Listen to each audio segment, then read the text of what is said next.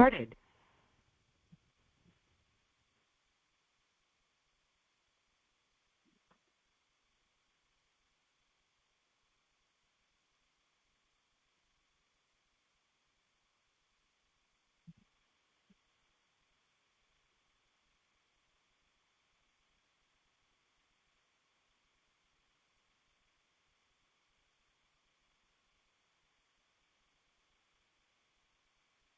नमो लोये सौर्यन्तानं नमो लोये सौर्यदानं नमो लोये सौवायर्यां नमो लोये सौज्यायां नमो लोये सौत्रिकावती सावनं ओंकारमिन्दु संयुक्त नित्यं जयन्ति योगिनः कामदं मोक्षदं चैव ओंकाराय नमो नमः मङ्गलं भगवान् मङ्गलं गौतमोऽग्नि मङ्गलं कुन्कुण्डार्य विजेन्द्रमोसुमङ्गलं नमः समरिसाराय स्वानुभूत्या चकास्ते स्वभावाय भवाय सर्वाः विभाव निरुद्ध निराकार।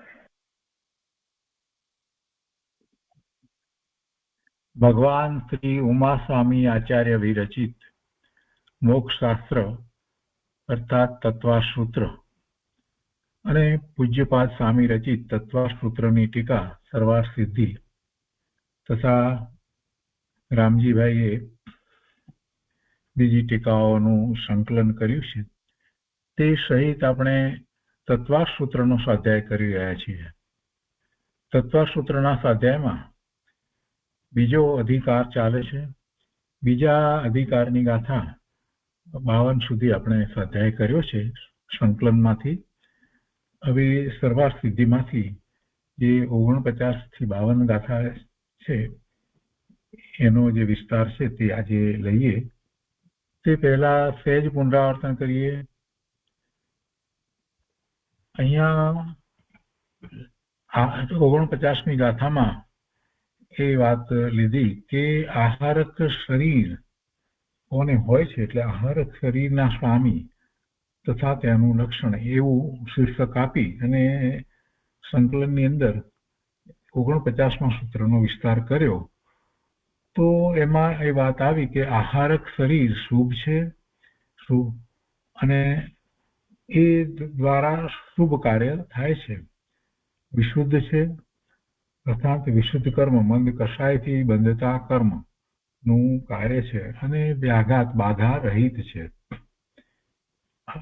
કોઈ પણ પ્રકારની બાધા એટલે કે રોકાતું નથી, કોઈથી રોકાય નહીં, બીજાને બાધા આપે નહીં કે પોતે બીજાથી રોકાય નહીં, બીજી એવું આહારક શરીર છે.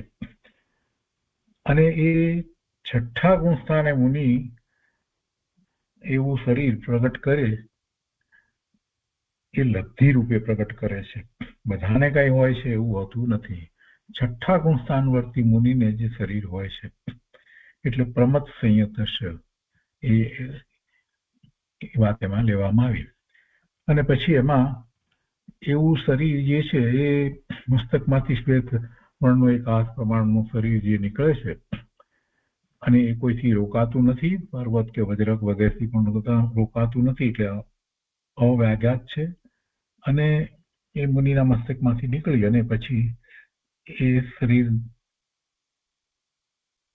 દ્વારા એ મુનિ પોતે ધાર્મિક સમાધાનો પ્રાપ્ત કરે છે. એટલે શ્રુત કેવળી અથવા તો કેવળી પરમાત્મા પાસે જ જાય છે અને સમાધાનો પ્રાપ્ત કરે છે. બીજી વાત એ પણ સાથે લેવામાં આવી કે આ શરીર જે છે, આહારક શરીર જે છે તે લબ્ધિ વિશેષનો સદભાવ જાણવા માટે એમ એક કારણ કહ્યું. એટલે એવી લબ્ધિ પ્રગટ થઈ છે તેવું પ્રગટ થયું છે એનો સદભાવ જાણવા માટે એમ કહ્યું છે. એટલે એવો પ્રયોગ કરે છે એમ નથી હોતું, પણ એવો વિસ્તાર કરવામાં આવે છે જે દ્વારા આપણને ખ્યાલ આવે કે લબ્ધિ પૂર્વક પ્રાપ્ત થાય છે. આહારક શરીર કઈ સામાન્ય વસ્તુ નથી, એ વાત એમાં દર્શાવી છે, લબ્ધિ વિશેષ છે. બીજી વાત એ છે કે કદાચિત સૂક્ષ્મ પદાર્થના નિર્ણય માટે, કદાચિત તીર્થગમન કે સંયમની રક્ષા માટે અને કેવળી ભગવાન સશુદ્ધ કેવળી ભગવાન પાસે જઈ અને સ્વયં પોતે એ પોતાના સમાધાનો પ્રાપ્ત કરીને અંતર્મુહૂર્તમાં એ પાછું એ શરીર આવી જાય છે. એક હાથનું જ હોય છે, શ્વેત હોય છે, અને મુનિના મસ્તકમાંથી એ નીકળે છે.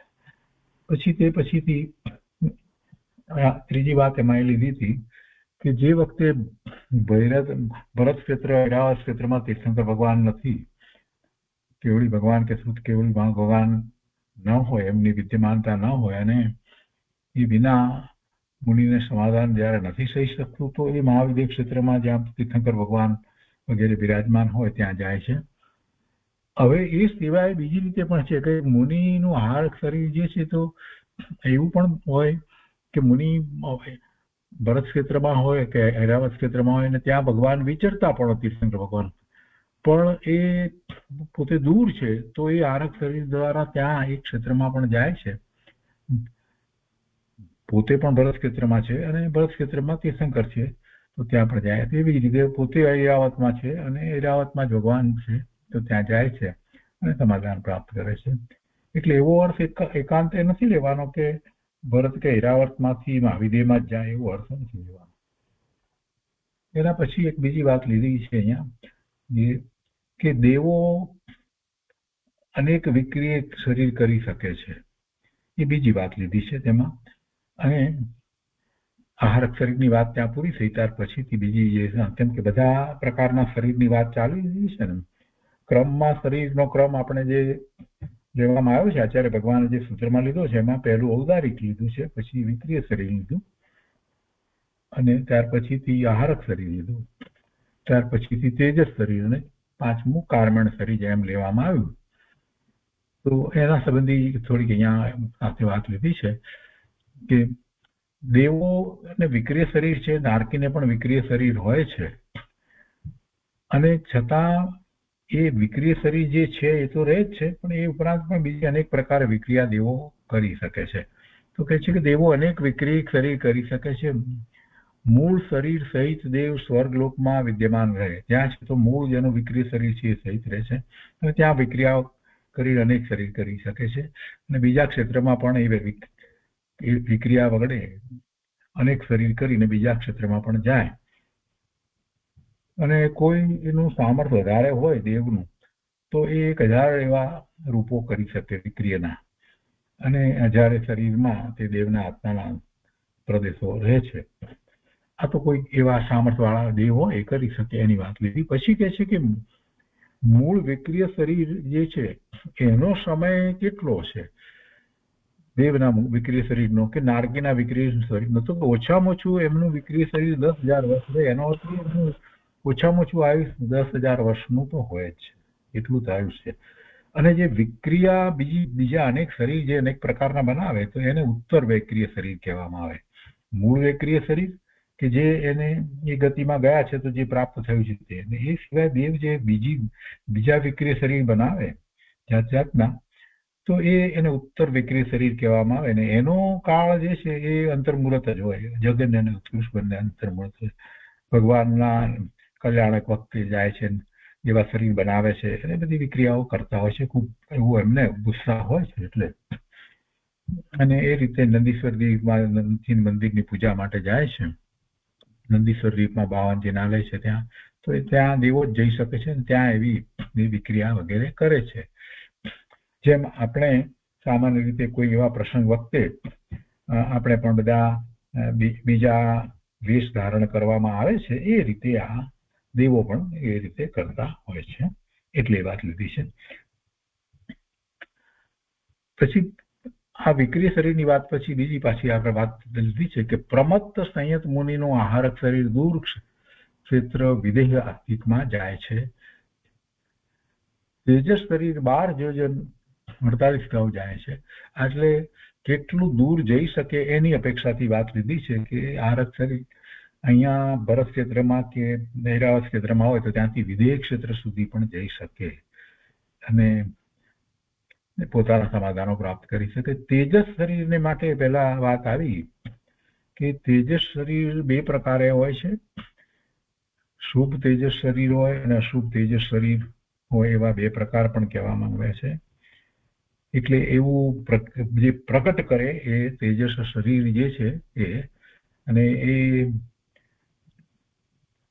મુનિ પોતાના જમણા ખભામાંથી એવું તેજસ શરીર પ્રગટ જે કરે છે એ શરીર દ્વારા એ શુભ કાર્ય કરે છે તો એ કેટલા 12 યોજન સુધી જઈ શકે છે અથવા તો અશુભ કાર્ય ડાબા ખભામાંથી જે લાલ રંગનું તેજસ શરીર નીકળે છે તો એ શરીર પણ 12 યોજન સુધી જઈ શકે છે તો આ તેજસ શરીર જે બીજા નવા પ્રગટ કરે લબ્ધિ રૂપે પ્રગટ કરે એની અપેક્ષાથી વાત છે મૂળ તેજસ શરીર જે છે અનિકરણ જે છે તે એ અનિકરણ તો તેજસ શરીર તો બધાને હોય જ છે કાર્બન અને તેજસ શરીર તો દરેક જીવને સંસાર પર્યાયમાં છે ત્યાં સુધી હોય જ છે તો એની વાત નથી પણ જે લબ્ધિ રૂપે તેજસ શરીર પ્રગટ કરે એમાં 2 પ્રકારના હોય છે શુભ અને અશુભ એના પછી એક વાત લીધી કે આત્મા અખંડ છે તેના ખંડ થતા નથી આત્માના અસંખ્યાત પ્રદેશ છે તે કાર્બન અને શરીર સાથે નીકળે છે એટલે આત્માના પ્રદેશોનો એમાં કઈ ફેર પડતો નથી જે આ બહુ છોડી એટલે એનો આયુષ્ય પૂરું થતા ને અવસાન પામે છે અને બીજું શરીર ગ્રહણ કરવા જાય છે તો એ વખતે એના આત્માના પ્રદેશો જે છે એ તો જે અસંખ્ય જે રીતે છે તે રીતે જ રહે છે અને એ આત્મા પ્રદેશો સહિતનું જે આત્માનું અસ્તિત્વ છે એની સાથે કાર્બન શરીર હોય છે તેજસ શરીર હોય છે એટલે પેલું મૂળ શરીર જે છે એ મૂળ શરીર કહેવા કરતા આત્મા પ્રદેશો દ્વારા જે આત્મા જે છે એ તો એવું ને એવું જ રહે છે અને એ દરેક સ્થળે આત્માના પ્રદેશો જે છે જે પ્રમાણે છે તે એના ગુણો વગેરે એ રીતે જળવાઈ રહે છે વળી એક બીજી વાત લીધી છે કે જેમ આપણે ખોરાક લઈએ છીએ તો ખોરાકને પણ એમ કહીએ પ્રાણ છે એટલે કે જે મનને પ્રાણ કહેવાઓ તે ઉપચાર છે તેવી રીતે આ સૂત્રમાં આહારક શરીર જે છે એને શુભ કહ્યું છે એને શુભ કહ્યું આહારક શરીરને શુભ કહ્યું કેમ કે એ મુનિ એવું આહારક શરીર જે બનાવે છે મસ્તકમાંથી નીકળે છે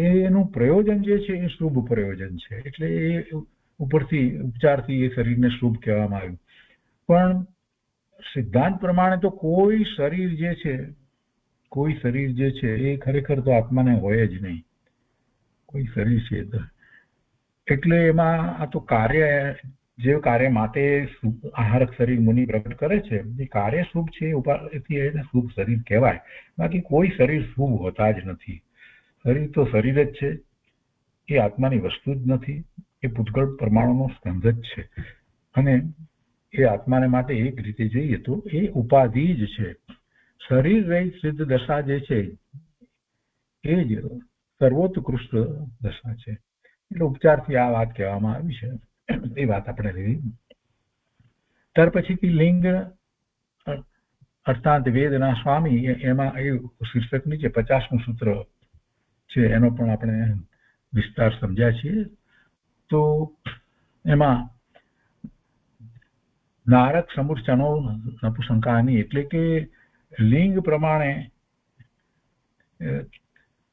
કોને કયું લિંગ હોય છે એની ત્યાં વાત કરવામાં આવી છે લિંગ અર્થાત વેદના સ્વામી કોને કયું લિંગ હોય છે તો કયો વેદ હોય છે એના અર્થમાં એમ કહું કે નારકી અને સમૂર્છન જન્મવાળા નપુંસક હોય નારકી અને સમૂર્છન જન્મવાળા નપુંસક હોય એને એક જ વેદ હોય છે નારકીને પણ એવી રીતે બીજી આગળ વાત લેવામાં આવી છે એટલે એ કે નારકી અને સમૂર્છન બધા સમૂર્છનમાં આપણે જાણીએ છીએ કે એકેન્દ્રિયથી માંડી અને અસંગની પચેન્દ્રિય સુધીના જીવો જે છે તે સમૂર્છન જન્મવાળા હોય છે એટલે સમૂર્છન એટલે કે એની આસપાસમાં જે પરમાણુ ભૂતગળ છે એ ગ્રહણ કરી અને એનું શરીર બને છે એવા જીવો એ રીતે ઉત્પત્તિ જે થાય છે તે તો એ સમૂર્છન જીવ કહેવાય છે તો નારકી જીવો અને બધા જ સમૂર્છન જીવો એને નપુંસક લિંગ હોય છે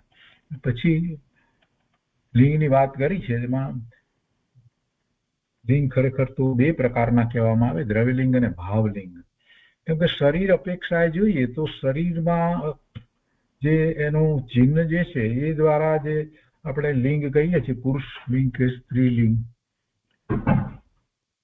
તો એ દ્રવ્યલિંગ છે અને ભાવલિંગ જે છે એનું કારણ એને કર્મના એવા ઉદયો હોય છે, એવો ભાવ એને વર્તે છે જે કર્મ. એટલે કે સ્ત્રીવેદ, પુરુષ વેદ અને નપુંસક વેદ એ એના નિમિત્તે જે ભાવ એને થાય છે એ ભાવ પ્રમાણે એને પુરુષ વેદ, સ્ત્રી વેદ કે નપુંસક વેદ કહેવામાં આવે છે. અને એ રીતે અને શરીર પણ એ રીતે હોય કે એ પુરુષનું શરીર હોય, સ્ત્રીનું શરીર હોય કે નપુંસકનું શરીર હોય છે. એ વાત લીધી. એમાં પછી નારકી અને સમૂર્છન જીવ અને નપુંસક જીવ છે એ જ વાત લીધી છે. હવે દેવોને વિશે ત્યાં એ વાત લીધી કે દેવોને બે પ્રકારે લિંગ હોય છે. એક પુરુષનું લિંગ હોય અને બીજું સ્ત્રી લિંગ હોય. અને એમાં એ દેવગતિની અંદર નપુંસક લિંગ હોતું નથી, એ લોકોને હોતું નથી. એ જ રીતે એક બીજી વાત પણ સાથે લીધી છે કે મ્લેચ્છ ખંડના મનુષ્યો સ્ત્રીવેદ અને પુરુષવેદ એ બે વેદને ધારણ કરે છે, ત્યાં પણ નપુંસક ઉપજતા નથી. અને એ સિવાય બાકી બધા જે છે એના લિંગ ત્રણ પ્રકારના લિંગ કહેવામાં આવ્યા છે. એટલે જે ગર્ભજ મનુષ્યો અને ગર્ભજ તિર્યંચો છે એ બધા એ ત્રણે પ્રકારના લિંગ ત્યાં હોય છે. પુરુષનું લિંગ, સ્ત્રીનું લિંગ અને નપુંસક લિંગ, ત્રણેય લિંગ હોય છે.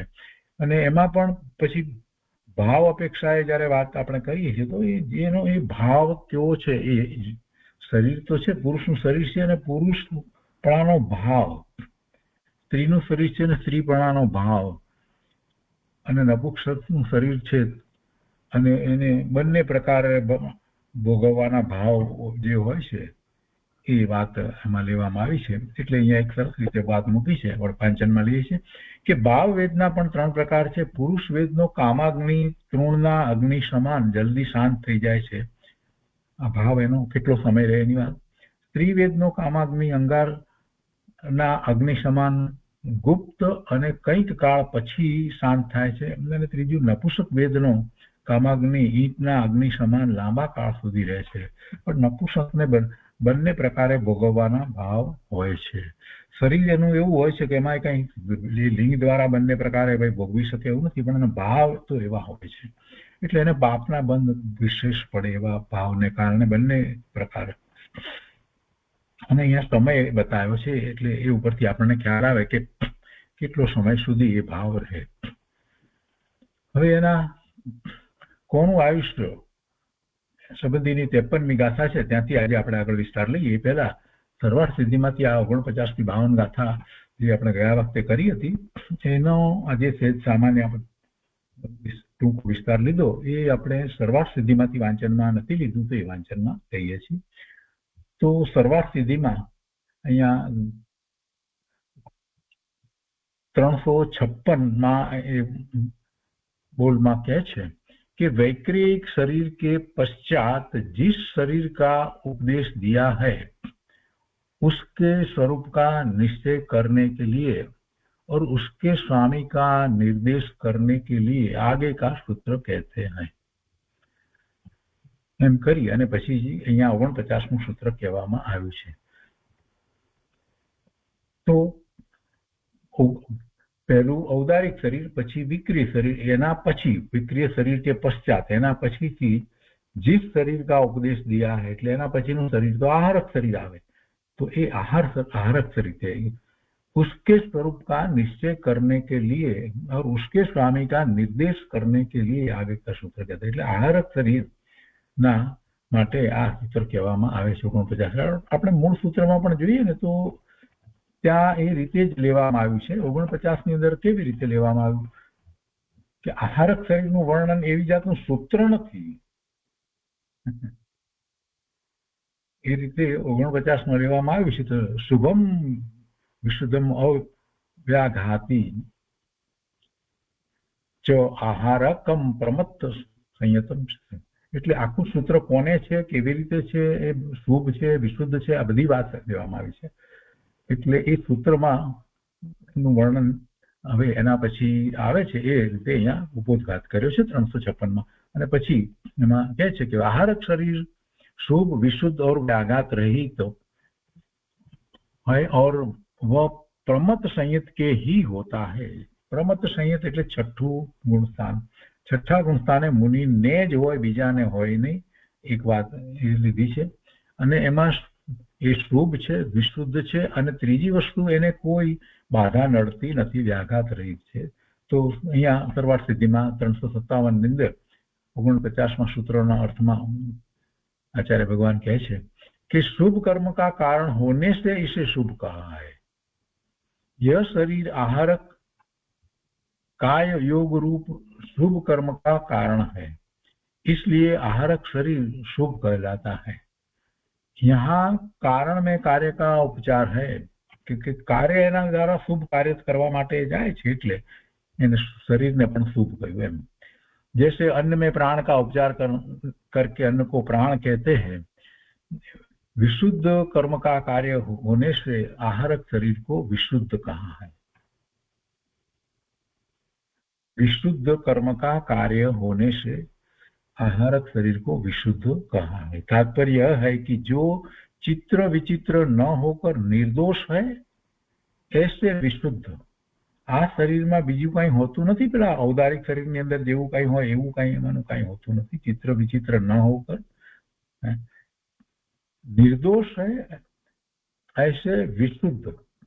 केम के ये साची बात सरस रीते समझवी हो तो एक विचार करवो जोईए कि एक हाथनुं पूतळुं एवुं शुभ श्वेत रंगनुं जे निकळे जे छे, तो एनी अंदर आपणे जे मुनिने जे आम बीजी रीते जोईए तो जे औदारिक शरीर जे छे एनी अंदर आखी जे शरीरनी रचना जे छे, तो एवी काई ए रीतनी बधी रचना ने जे આપણે ખોરાક લઈએ અને ખોરાકને પચાવીએ આ તે બધી એ બધું કઈ એમાં મલિનતા ખોરાકને લીધે જે હોય અંદરમાં પણ મલિનતા પડી છે જે કઈ, તો એવું કઈ હોતું નથી।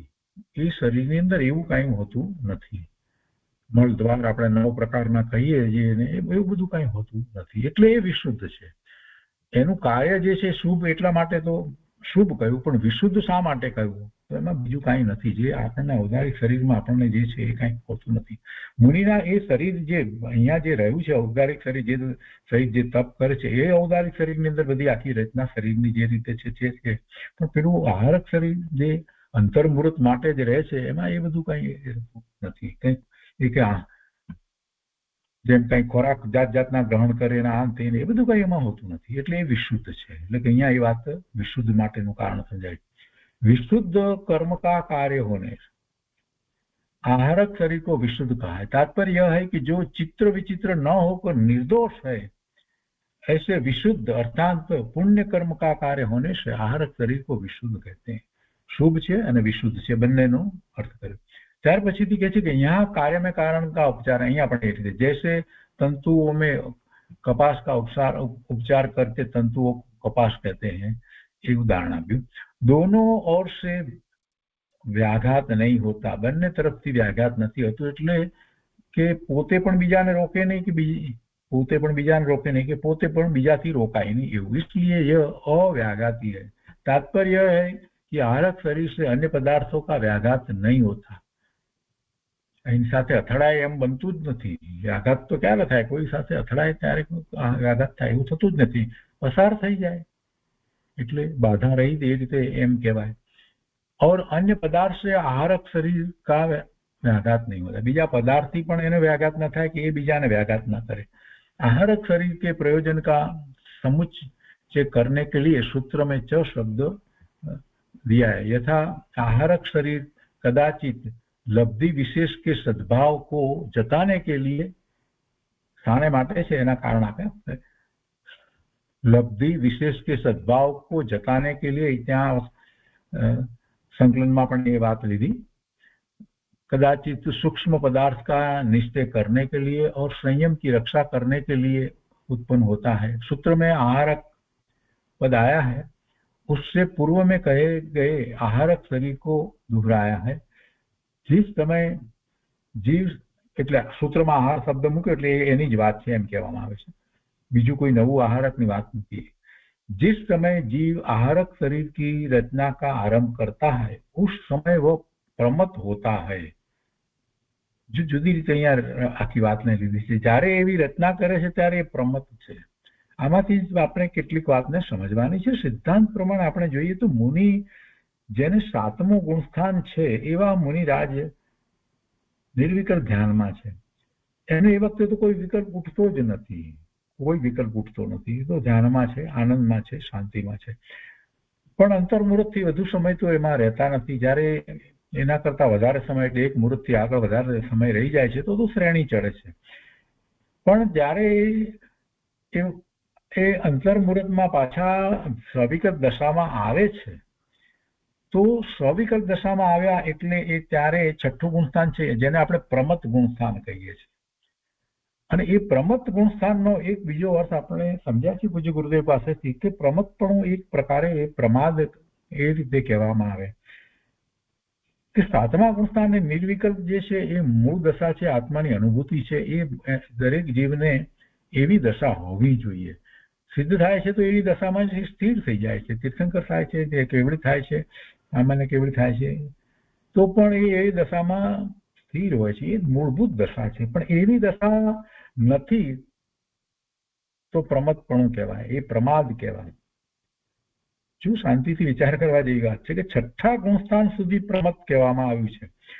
છઠ્ઠા ગુણસ્થાન સુધી પ્રમત્ત, પહેલા ગુણસ્થાનથી છઠ્ઠા ગુણસ્થાન સુધી પ્રમત્તપણું હોય. સાતમા ગુણસ્થાને પ્રમત્તપણું નથી, એટલે પ્રમાદ નથી. એ પ્રમાદ નથી, એ દ્વારા અધ્યાત્મમાં એ સમજાવવું છે. અપ્રમત્ત ગુણસ્થાન જે કહ્યું એટલે પ્રમત્ત નથી, પ્રમાદ નથી. તો કયો એવો પ્રમાદ છે કે જે સાતમા ગુણસ્થાને નથી હોતો? સાતમા ગુણસ્થાને વિકલ્પ જ નથી હોતો. એટલે બાકી તો મુનિને કઈ છઠ્ઠા ગુણસ્થાનની દશામાં, સ્વવિકલ્પ દશામાં કોઈ પ્રમાદ છે, આળસ છે, એવો તો કોઈ અર્થ થતો જ નથી. પણ આત્મામાં એકાગ્રતા, લીનતા સિવાય બીજું બધું જે છે તે પ્રમત્તપણું છે, એ પ્રમાદ છે. આત્મામાં સ્થિરતા, લીનતા સિવાય, શુદ્ધ ભાવે પ્રવર્તના કરવા સિવાય બીજું જે કાંઈ છે એમાં પછી પૂજા કરીએ, ભક્તિ કરીએ, સ્તવન ગાઈએ, પ્રતિક્રમણ કરીએ, ઉપવાસ કરીએ વગેરે અનેક પ્રકારનું બધું જે છે એ બધું જે છે તે પ્રમાદ છે, એને પ્રમત્ત કહેવાય.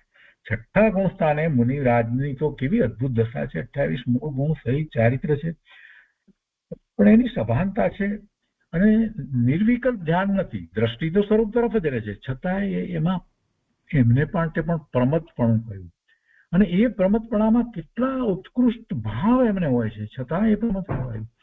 જે દ્વારા શાસ્ત્રની રચના થાય છે તો એ કેટલો ઉત્કૃષ્ટ ભાવ છે. કુંકુંદાચાર્ય ભગવાને 84 શાસ્ત્રોની રચના કરી.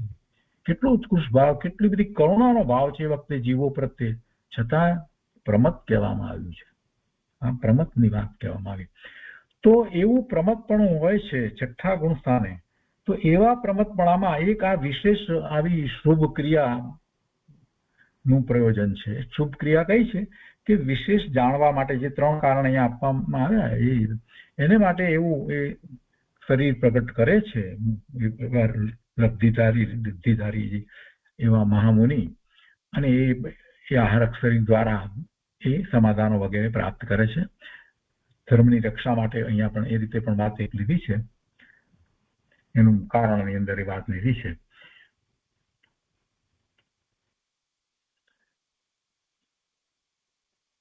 आहारक शरीर व्याघात नहीं होता, અને પછી પ્રયોજનમાં વાત લીધી, समुच्चय करने के लिए जो शब्द दिया, आहारक शरीर कदाचित लब्धि विशेष के सद्भाव को जताने के लिए, અહીંયા કહે છે આપણે અહીંયા લઈએ હાઈલાइट લઈએ, लब्धि विशेष को सद्भाव को जताने के लिए कदाचित सूक्ष्म पदार्थ का निश्चय. હવે સૂક્ષ્મ પદાર્થ કા નિશ્ચયમાં જે વાત આવી જાય છે કે સમાધાનો જે મેળવવા છે સૂક્ષ્મ પદાર્થ કહેતા બધું જ આવી જાય એના નિર્ણય કરવામાં અને સંયમની રક્ષા કરવામાં. એટલે હવે સંયમની રક્ષામાં કોઈને એમ થાય કે આહારક શરીર દ્વારા કંઈક એવું કરતા હશે જે આપણે તેજસ શરીરમાં આપણે જે શીખ્યા હતા એક વાત, તો એ વાત નથી. અહીંયા સંયમની રક્ષા એટલે પોતાનો સંયમ જે છે, અને એ સંયમની અંદર કોઈ એવો શુભભાવ પણ ના આવી જાય, એ વાતને એમના સમાધાનો વગેરે માટે થઈ અને જાય છે. એટલે એ અપેક્ષાથી સંયમની રક્ષા કરને કે લીએ ઉપર પોતાના સંયમની વાત છે, બીજાના સંયમને માટે કે એમની માટેની કોઈ વાત નથી હોતી. હવે આગળ કહે છે કે સૂત્રમાં आहारक पद आया है, उसके पूर्व में कहे गए आहारक शरीर को दुहराया. तो बात समझे આપણે. પછી કહે છે કે जिस समय जीव आहारक शरीर की रचना આરંભ કરતા है उस समय वह प्रमथ है એની વાત આપણે આટલી વિસ્તારથી લીધી ફક્ત પ્રમથપણું કહેવાય છે કોઈ આપણને સામાન્ય જીવને તેમ થાય કે આટલા ઉત્કૃષ્ટ એવી લબ્ધિ પ્રગટ થઈ છે ને ઉત્કૃષ્ટ કારણ માટે પોતે જ્યાં ભગવાન બિરાજી રહ્યા છે ત્યાં જઈ રહ્યા છે ત્યારે પણ પ્રમથપણું કહો છો તમે આપણે એવો વિકલ્પ આવે પણ એનો જયારે વિચાર કરીએ છીએ ત્યારે થાય છે કે ખરેખર જીવને આવું અત્યંત શુભ કાર્ય કરે છે તો પણ પ્રમથપણું છે અરે શાસ્ત્રની રચના કરે છે કુંકુંદાચાર્ય ભગવાન સમયસાર લખે છે તો એ પ્રમથ દશામાં એમણે લખ્યું છે એ વખતે એમને પ્રમથપણું છે તો કેવું પ્રમથપણું આપણે પ્રમથ તો માત્ર એમ જ સમજીએ છીએ કે જાણે કે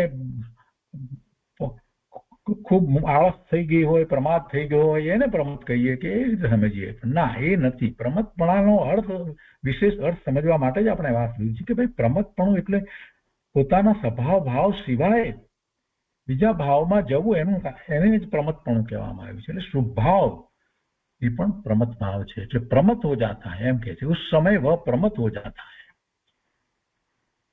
इसलिए हो जाता है એટલે એ વખતે સવિકલ્પ હોય છે એમ કહેવાનો આશય છે इसलिए सूत्र में प्रमत्त संयत के ही आहारक शरीर होता है एम કહેવામાં આવ્યું છે इस अर्थ के निश्चय करने के लिए सूत्र में एव कार એટલે એ વખતે એ રીતે છે પદ का ग्रहण किया है जिससे यह जाना जा कि आहारक शरीर प्रमथ संयत के ही होता है प्रमथ संयत दशाમાં જ હોય છે प्रमथ संयत એ ગુણસ્થાન છે प्रमथ संयत गुणस्थान એ छठू गुणस्थान છે तो उनको ही होता है किंतु यह न जाना जाए कि प्रमथ संयत के आहारक ही होता है એટલે એવું પાછું નહીં માની લેવાનું કે પ્રમથ સંયત છઠ્ઠા ગુણસ્થાન એ આહારક જ શરીર હોય એમ ન અર્થ સમજવું તો ક્યારેક આહારક શરીર પ્રગટ કરે એમ કહેવાનું तात्पर्य यह है कि ब्रह्म संयत के औदारिक आदि शरीरों का निराकरण न हो એટલે પ્રમથ સંયત જે છે એ ગુણસ્થાને એ વખતે એમને ઔદારિક શરીર તો હોય જ છે અને આદિ કયું એટલે કાર્બન શરીર હોય છે તેજસ શરીર પણ એ તો બધું હોય જ છે એટલે એનું નિરાકરણ નથી કરવાનું એને કાઢી નથી નાખવાનું એ શરીર તો ત્રણ શરીર સહિત છે અને ચોથું આ પ્રकट કરે છે એમ કહેવાનો આશય છે इसलिए प्रमथ संयत शब्द के साथ ही एव आकार पद लगाया है આ નાની નાની વાતો જે છે સૂક્ષ્મ વાતો જે છે એ એમને સ્પષ્ટ કરી દીધી છે હવે એના પછી 358માં બોર્ડમાં કહે છે કે इस प्रकार इन शरीरों को धारण करने वाले संसारी जीवों के प्रत्येक गति में क्या तीनों लिंग होते हैं या लिंग का कोई स्वतंत्र नियम है अब इस बात का ज्ञान कराने के लिए आगे का सूत्र के अंदर कि आ બધા શરીરો ધારણ કરે છે એમાં બધાને ત્રણ લિંગ હોય છે કે કોઈ બીજી રીતે હોય છે તો એ તો બધું સહેલું છે 50મા સૂત્રમાં આ વાત આવી તો એ પ્રમાણે નારક और समूर्छन नपुंसक होते हैं ये बात થઈ ગઈ नारकी और समूर्छन जीवो नपुंसक जो है नारकों का कथन आगे करेंगे પછી વિસ્તારથી जो नरकों में उत्पन्न होते हैं वे नारकी कहलाते हैं जो समूर्छन जन्म से पैदा होते हैं वे समूर्छन कहलाते हैं सूत्र में नारक और समूर्छन इन दोनों पदों का द्वंद्व समास है એટલે કે જે જ્યાં ઉત્પન્ન થયા છે એના ઉપરથી એ કહેવામાં આવ્યું છે એટલે દ્વંદ્વ સમાસ છે એમનો ઉત્પત્તિ કેવી રીતે થઈ છે ક્યાં થઈ છે એ ઉપરથી જીવને સમૂર્છન કયા અથવા તો નારકી કયા નરકમાં જે ઉત્પન્ન થયા એટલે નારકી અને સમૂર્છન જેનો જન્મ થયો છે એ સમૂર્છન જીવ એમ એટલે એ દ્વંદ્વ સમાસ એમ છે તો ચારિત્ર મોહ કે દો ભેદ है કસાય और નો કસાય આ આપણે જાણીએ છીએ ચારિત્ર મોહની કર્મની પ્રકૃતિઓનો વિચાર જ્યારે કરીએ છીએ તેમાં કસાય ક્રોધ માન માયા રૂપ એવા ચાર કસાય અને એના પણ અનંતાનુબંધી પ્રત્યાખ્યાનાવરણી અને સંજલનના એટલે અને એવા કસાય અને નો કસાય 9 પ્રકારના રતિ અરતિ હાસ્ય શોક ભય જુગુપ્સા पुरुष वेद स्त्री वेद ने नपुंसक वेद तो कषाय और नौ कषाय एवं बे चारित्र मोह ना बे भेद है ने ए प्रमाणे कर्मनी प्रकृति ना पण ए ज रीते नाम है तो चारित्र मोह के दो भेद है कषाय और नौ कषाय इनमें से नो कषाय के भेद नो कषाय के वेद नपुंसक वेद के उदय से एमा नपुंसक वेद ये नो कषाय नो भेद है बराबर तो पुरुष वेद स्त्री वेद ने नपुंसक तो एना उदय थी એટલે એ કર્મની પ્રકૃતિનો ઉદય છે ત્યારે એ ભાવ છે ને તો નો कषाय के भेद नपुसक વેદ કે ઉદય છે એક વાત. और બીજી વાત શું શરીર એવું મળ્યું છે ને એટલા માટે કહે છે કે અશુભ નામ કર્મ કે ઉદય છે. બે વસ્તુ આવે વેદ માટે, બે વસ્તુ આવે. એટલા માટે જે દ્રવ્ય વેદ અને ભાવ વેદ જે કહેવામાં આવે એનું કારણ જ આ છે કે નામ કર્મની પ્રકૃતિ એવી હોય, પુરુષ નામ કર્મ, સ્ત્રી નામ કર્મ કે નપુસક નામ કર્મ એવી જાતની પ્રકૃતિ હોય તો એના કારણે એવું શરીર હોય. એ તો દ્રવ્ય વેદ થયો. અને જે ભાવ વેદ જે કહેવામાં આવ્યો તો નો કષાય છે, એવો કષાય છે, એના ઉદય રૂપ છે. वैसे उक्त जीव स्त्री और पुरुष न होकर नपुंसक होते हैं, इन्हें नपुंसकपणानु છે, स्त्री के पुरुष નું નથી. तो यहाँ ऐसा नियम जानना कि नारक और समुच्चन नपुंसक ही होते हैं. इन जीवों के એમાં શું છે એની વાત કરી છે કે जीवों के मनोज्ञ शब्द गंध रूप रस और स्पर्श के संबंध से उत्पन्न हुआ स्त्री पुरुष विषय थोड़ा भी सुख नहीं पाया जाता. એને આ જે સુખ આખરે સુખ નથી વાસ્તવમાં, પણ એક કલ્પિત સુખ જે છે તે એ શબ્દ રૂપે મનને ગમે તેવું, એટલે મનોજ્ઞ, મનને ગમે તેવા શબ્દો સાંભળવા, મનને ગમે તેવી ગંધ, મનને ગમે તેવું રૂપ, મનને ગમે તેવો રસ, મનને ગમે તેવો સ્પર્શ, આ બધું જે છે તે પુરુષ વેદ અને સ્ત્રી વેદની અંદર જે હોય છે તો એવું એ કલ્પિત સુખ, એવું સુખ આને નપુંસકને હોતું નથી. એમ કે છે કે સ્ત્રી પુરુષ વિષય થોડા ભી સુખ નહીં પાયા જાતા. એ ભાવ કરે પરંતુ એને એવું સુખ હોતું નથી. આ એક વાત મહત્વની લીધી છે જે આપણે કલ્પિત સુખ ગણીએ છીએ તે વેદનું સુખ, પુરુષ વેદનું સુખ, સ્ત્રી વેદનું સુખ, જે તો કે એવું એને હોતું નથી. એટલે નપુંસકને શું નથી એનો જયારે વિચાર કરીએ તો આ એક મોટી અને મહત્વની વાત છે. એ ભલે ગમે તેટલા એવા ભાવ કરે ને પાપના બંધ કરે, પણ વાસ્તવમાં એને એના મનને ગમે એવું આવું કઈ હોતું નથી, એવું સુખ હોતું નથી. 360 ની અંદર કહે છે કે यदि युक्त जीवों के नपुंसक वेद निश्चित होता है तो यह अर्थात सिद्ध है कि इनसे एना सिद्ध એટલે साबित થાય છે कि इनसे अतिरिक्त अन्य संसारी जीव 3 विरोध वाले होते हैं, तो इसमें भी जिनके नपुंसक वेद का अत्यंत अभाव है उनका कथन करने के लिए आगे का सूत्र कहते हैं. એટલે આ જે તમે નપુંસકની વેદની વાત કરી તો આ તો નક્કી થઈ ગયું કે નારકીને સમુચ્છનને, તો પછી બીજા જીવોને બીજા વેદ છે. તો એમાં જેને નપુંસક વેદ ન હોય એવું પણ હશે, તો એમાં દેવને નપુંસક વેદ હોતા નથી, એ વાત લીધી છે. તો શુભ ગતિ નામ કર્મ કે ઉદય છે, એમને નામ કર્મનો ઉદય એવો હોય, એટલે સ્ત્રી અથવા પુરુષ સંબંધી એવું હોય. અને जो निर अतिशय सुख है, स्त्री और पुरुष संबंधी जो निर अतिशय सुख है उसका देव अनुभव करते हैं, इसलिए उनमें नपुंसक नहीं होते.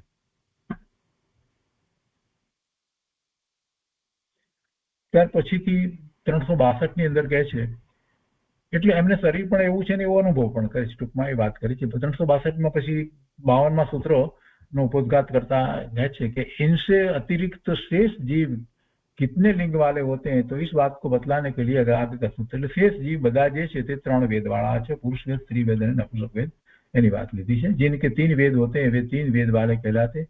तो वे 3 वेद कौन है કરી અને જરાક વિસ્તાર કર્યો છે એ આપણે લઈએ. તો સમાધાનમાં કહે છે કે સ્ત્રી વેદ, પુરુષ વેદ और नपुंसक वेद 3 लिंग. शंका करे છે, प्रश्न करे છે कि इनकी सिद्धि कैसे होती है, क्योंकि ત્યાં 3 વેદ બાકીના જે છે તે 3 વેદ છે એમ કહ્યું છે કે શા માટે આવો પ્રશ્ન થાય છે, એનું કારણ સમજવું છે. અહીંયા એમ કહ્યું ને દેવના લિંગની વાત કરી, બાદ એમાં એમ કહ્યું કે શેષાહ ત્રિવેદા, શેષા ત્રિવેદા એટલે શેષા બાકીના 3 વેદ. એમાં ક્યાં આવ્યું બાકીના 3 વેદ, આટલું જ એમાં કહેવામાં આવ્યું છે. બરાબર છે. એટલે ઉપરના અનુસંધાનમાં આખી વાત જે છે પુરુષ વેદ, સ્ત્રી વેદ, નપુંસક વેદ, તો એના અનુસંધાનમાં વાત છે. તો કયા છે તો પછી એટલે પ્રશ્ન કર્યો બાદ, તો કે ઇનકી એની સિદ્ધિ કેવી રીતે થાય છે કે આ વેદને માટે. સમાધાનમાં કહે છે કે જો વેદા જાતા હૈ, જો વેદા જાતા હૈ એટલે વેદી શકાય છે.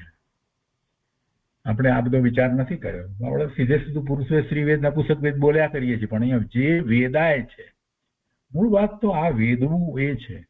વેદવામાં આવે છે તો એ મનની પ્રક્રિયા દ્વારા આપણે વેદીએ છીએ. કેવી રીતે વેદાય? વેદાય છે શું? આપણે પર પદાર્થને તો વેદી શકતા નથી. પર પદાર્થને તો વેદાતો નથી. કોઈનો બીજાનો સ્પર્શ ક્યાં વેદાય છે? તો શું વેદાય છે? શું વેદાય છે? પોતે પોતાના ભાવને વેદે છે, બીજું શું વેદે છે? यहाँ ये है कि जो वेदा जाता है उसे वेद कहते हैं. जी वेदी सका एने वेद कहते हैं. बराबर है. इसी का दूसरा नाम लिंग है. इसके दो वेद हैं, द्रव्यलिंग और भावलिंग. जो योनि मेहन आदि नाम कर्म के उदय से रचा जाता है. नाम कर्मनी प्रकृति નું નામ આપી છે. અહીંયા મેહન આદि નામ કર્મની પ્રકૃતિથી જે રચાય છે એવી જે योनि, जो योनि मेहन आदि नाम कर्म के उदय से रचा जाता है वह द्रव्यलिंग है और उसकी स्थिति नो कषाय के उदय से प्राप्त होती है, वह भावलिंग है. જે નો કષાયના કારણે જે છે એ ભાવલિંગ છે અને પેલું જે છે તે નામકર્મની પ્રકૃતિના કારણે જે છે તે દ્રવ્યલિંગ છે. એ વાત આપણે એમાંથી સમજ્યા અને એનું નામ અહીંયા આપ્યું. આગળ કહે છે કે સ્ત્રી વેદ કે ઉદય से जिसमें गर्भ रहता है. આ થોડીક બીજી વધારાની વાત લીધી છે. કોઈ એમ માનતું હોય તો એના નિરાકરણો કર્યા છે, બીજું એમાં વિશેષ વાત નથી. એટલે કહે છે કે સ્ત્રી वेद के उदय से जिसमें गर्भ रहता है वह स्त्री है. एक अपेक्षा थी. पुरुष वेद के उदय से जो अपत्य को जानता है वह पुरुष है और नपुंसक वेद के उदय से जो उक्त दोनों प्रकार की शक्ति से रहित है वह नपुंसक है. वास्तव में ये तीनों रौढ़िक शब्द है. अर्थ तो रूढ़ि प्रमाणे एवा शब्द प्रयोगो थाय छे એટલું, બાકી એનો કોઈ અર્થ નથી, કેમ કે એ દરેક વખતે એ રીતે હોતું નથી. और रूढ़ि में किया व्युत्पत्ति के लिए ही होती है. यथा जो गमन करती है वो गाय. આપણે એમ કહેવાય, બાકી કઈ ગમન તો ઘણા કરે છે, તેથી બધા કઈ ગાય થઈ જતા નથી. એટલે તો રૂઢિમાં એવો પ્રયોગ શબ્દનો કરવામાં આવ્યો હોય પણ એનો અર્થ એવો નથી થતો. આપણે જે સમજ્યા એ જ અર્થ લેવો એમ કહેવાનો આખો આશય છે. એટલે બીજી રીતે તમારે ન લેવું. यदि ऐसा न माना जाए तो इसका अर्थ गर्भ धारण आदि क्रिया प्रधान लिया जाए तो बालक और वृद्धों को, तिर्यंच और मनुष्यों को, देवों को तथा कार्बणकाय योग में स्थित जीवों के गर्भ धारण आदि क्रिया का अभाव होने से स्त्री आदि संज्ञा नहीं बन सकती. तो પછી આ બધી સ્ત્રીની સંજ્ઞા બને જ નહીં, સ્ત્રી વેદની સંજ્ઞા વગેરે બને જ નહીં. બાળકને વૃદ્ધ થઈ ગયો સ્ત્રી કે તિર્યંચની અંદર કે બધા ના બની શકે. એટલા માટે એ રીતે લેવું નહીં. એ બધું રૂઢિગત છે એમ કહેવાનો અપાશે છે, વિશેષ એમાં વાત નથી. तो કહે છે કે तीनों वेद शेष जीवों के अर्थात गर्भजों के होते हैं. એટલે ઉપપાદમાં નથી, સમૂર્છનમાં પણ નથી. સમૂર્છન જેની ઉત્પત્તિ થાય છે એને નપુંસકપણું જ હોય છે અને ઉપપાદ એટલે નારકી અને દેવો નો ઉપપાદ જન્મ છે તો એમને પણ હોતું નથી. એટલે ગર્ભજ જે છે એને જ હોય છે. ત્રણ પ્રકારના જન્મ કહેવામાં આવે ને, બરાબર ને. સૌથી પહેલી શરૂઆત કરી ત્યારે આપણે સમૂર્છન, ગર્ભજ અને ઉપપાદ એ ત્રણ રીતે કહેવામાં આવ્યા. અને જ્યાં જીવ ઉત્પન્ન થાય એને યોની કહેવામાં આવી. અને પછી યોનીના 9 પ્રકાર આપણે આગળ વાંચી ગયા, સમજી લીધા છે. અને કુલ પછી 84 લાખ યોનીની પણ વાત આગળ આવી ગઈ છે. હવે અહીંયા વિશેષ અર્થની અંદર પંડિતજીએ કેટલીક વાત લીધી છે कि इसी अध्याय में औदैहिक भावों का निर्देश करते समय उनमें 3 लिंग भी गिनाए हैं. ये तीनों लिंग वेद के पर्यायवाची એટલે એ જ અર્થ બતાવનાર છે. શું કહે છે?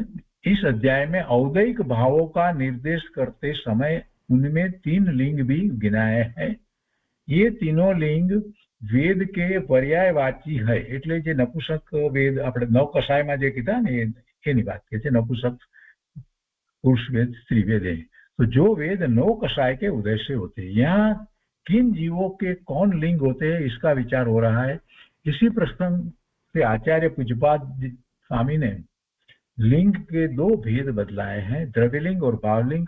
प्रश्न यह है, હવે જો અહીંયા કહે છે કે પ્રશ્ન यह है कि लिंग के ये 2 भेद सूत्रों से फलित होते हैं या विशेष जानकारी के लिए मात्र टीकाकार ने इनका निर्देश किया है. એમાં સૂત્રમાંથી એ વાત મળે છે કે आचार्य भगवान ने विशेष जानकारी માટે આ કહ્યું છે। टीकाकार બીજી बात सामने प्रश्न यह है कि लिंग के ये दो भेद सूत्रों से फलित होते हैं या विशेष जानकारी के लिए मात्र टीकाकार ने इनका निर्देश किया है। तो कहते उत्तर स्पष्ट है कि मूल सूत्रों में मात्र वेद नो कषाय के उदय से होने वाला वेदों का ही निर्देश किया है, जैसा कि इसी अध्याय के 6ठे सूत्र में बात होता है। કહેવાનો આશય એ છે કે અહીંયા જે આચાર્ય ભગવાને જે સૂત્ર આપ્યું છે એ દ્વારા આપણે તો એ નો કષાયના ઉદયથી આ વેદ છે એ જ વાતને પકડવાની છે। શા માટે એ વાતને પકડવી? પુરુષનું શરીર છે તો પુરુષ વેદ છે એમ કેમ ન પકડવું? અહીંયા એમ કે છે ને उत्तर स्पष्ट है कि मूल सूत्र में मात्र वेद नो कषाय के उदय से होने वाले वेदों को ही निर्देश किया है। એટલે નો કષાયના ઉદયના કારણે જે છે એ જે વેદ છે એટલે ભાવ વેદની જ અહીંયા મુખ્યતાથી વાત છે એમ અહીંયા પંડિતજીએ સ્પષ્ટ કર્યું। તો આપણને એમ થાય કે એવું શા માટે દ્રવ્યલિંગ જે છે એ પ્રમાણે વેદ કેમ નહીં ગણવો? હવે જુઓ, સમજવાની વાત એ છે કે વેદની વાત જે છે તો એ વેદની સિદ્ધાંત અપેક્ષાએ વાત બીજી રીતે વિચાર કરી કે સમ્યક દ્રષ્ટિ જીવ જે છે એને અનુભૂતિ થઈ, તો અનુભૂતિ થઈ એમાં અનુભૂતિમાં એને કયો વેદ ખ્યાલમાં આવ્યો હશે? સમ્યક દ્રષ્ટિ જીવને પોતાના અનંત ગુણનું ભવન એને અનુભવમાં આવ્યું અને એ ભવન પછીથી એની શ્રદ્ધા જે થઈ એ હું આ છું એવી જે શ્રદ્ધા થઈ, એ જે શ્રદ્ધા જે થઈ છે એની અંદર કોઈ વેદ આવે છે? નથી આવતો, કોઈ વેદ આવતો નથી। ભલે એને વેદ છે, જે પુરુષ વેદ હોય કે સ્ત્રી વેદ હોય, શરીર પુરુષનું છે કે સ્ત્રીનું છે, અને એ સિવાય એને ચોથા ગુણસ્થાનની દશામાં હોય તો હજી એને એ પ્રમાણેના ભાવ પણ થતા હોય, બધું બરાબર છે। પણ આપણે બીજી રીતે વિચાર કરી કે જયારે સમ્યક દર્શન છે, નિર્વિકલ્પ ધ્યાનમાં છે, તો એને કઈ એવી વાત આવે છે તો નથી, તો કોઈ એવો વેદ હોતો નથી, બરાબર છે। હવે આ શ્રદ્ધા એને ચોથા ગુણસ્થાને છે તો પણ એને એ શ્રદ્ધા તો ટકીને જ રહે છે ને। પછી ભલે નિર્વિકલ્પ ધ્યાનમાં નથી અને ચોથા ગુણસ્થાને તો ઘણો લાંબો આતરો પડી જાય ફરી પાછો નિર્વિકલ્પનો, તો બાકીના બધા સમયમાં એની શ્રદ્ધા કેવી હોય? હું પુરુષ છું, હું સ્ત્રી છું એવી શ્રદ્ધા હોય કે હું ભગવાન આત્મા સિદ્ધ સમાન શુદ્ધ પૂર્ણ પવિત્ર છું એવી શ્રદ્ધા હોય? આ વાત આપણે જરાક આમાંથી પ્રાપ્ત થાય છે કે એની શ્રદ્ધા તો હું પૂર્ણ પવિત્ર શુદ્ધ છું એવી જ શ્રદ્ધા રહે, ભલે ને ચોથા ગુણ સ્થાને છે, સ્ત્રી છે, પુરુષ છે, તો પણ શું છે, અને નપુસક પણ હોય, નારકી હોય એને પણ સમ્યક દર્શન હોય ને, તો શું થઈ ગયું? એટલે એ આખી વાત જે છે એમાં આપણે બરાબર છે કે દ્રવ્યલિંગ પ્રમાણે જોઈએ છીએ, પણ દ્રવ્યલિંગ પ્રમાણે કઈ એવું નથી, કઈ કાયમ માટે એમ જ નથી હોતું, તો વ્યવહારમાં આપણે જોઈએ છીએ પુરુષ હોય અને છતાં પણ એને ભાવ એવો સ્ત્રી પ્રમાણનો થાય કે સ્ત્રી હોય ને પુરુષ પ્રમાણનો ભાવ થઈ જાય તો વેદ પ્રમાણે, એટલે વેદની મુખ્યતા અને સમજવાની વાત લેવામાં આવી છે, એની મુખ્યતા છે। સાથે પછી જે શરીર છે એ વાત બરાબર છે, પણ એ વાત છે એટલે એ અહીંયાથી વાત છે કે मूल सूत्रों में मात्र वेद नो कषाय के उदय से होने वाले वेदों का ही निर्देश किया है, जैसा कि इसी अध्याय में 6ठे सूत्र में किया जाता है। तो એ આના ઉપરથી આપણને વાત મળે છે કે નપુસકપણાનો તો ભાવ છે, પુરુષપણાનો તો ભાવ છે, સ્ત્રીપણાનો ભાવ છે, તો એની જ વાત આચાર્ય ભગવાન તો અહીંયા કરી રહ્યા છે, પણ પછી સાથે દ્રવ્યલિંગ જે છે એની વાત આચાર્ય ભગવાને ટીકામાં લીધી છે। આ બધી વાત અહીંયા સ્પષ્ટ કરવામાં આવી છે। એટલે જેને સમ્યક દર્શન થાય છે એને પણ શ્રદ્ધાની અંદર તો પછી કોઈ વેદ રહેતો નથી, શ્રદ્ધા અપેક્ષાએ એને વેદ નથી, ચોથાથી શરૂ થઈ જાય છે। આટલી વાત લીધી એમાં આપણને ખબર પડે છે कि उत्तर स्पष्ट है कि मूल सूत्र में मात्र वेद नो कषाय के उदय से होने वाले वेदों का ही निर्देश किया है। आ नो कषाय नो उदय जे छे वो नो कषाय नो उदय त्यारे खरेखर ये वेद कहेवामां आवे छे। सम्यक दृष्टि ने पछी भले ने एने नव एक चारित्र मोहनी करनी प्रकृति जे छे, नो कषायनी प्रकृतिओ जे छे એને પડી હોય, એને નથી એ સત્તામાં પડી હોય એના ઉદયો હવે પણ એની સાથે ક્યાંય જોડાય છે, એટલે એ રીતે આખો વિચાર કરવાનો છે। નિર્વિકલ્પ ધ્યાનમાં એને ક્યાં છે, ચોથાથી શરૂ થઈ જાય છે નિર્વિકલ્પ ધ્યાનની અંદર.